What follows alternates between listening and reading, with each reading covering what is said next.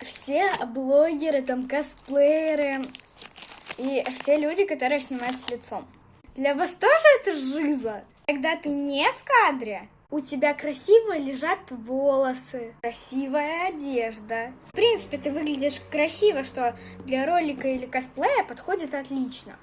А когда начинаешь записывать ролик, вся прическа разлохмачивается, вся одежда становится какой-то помятой, а сам ты, выглядишь не очень.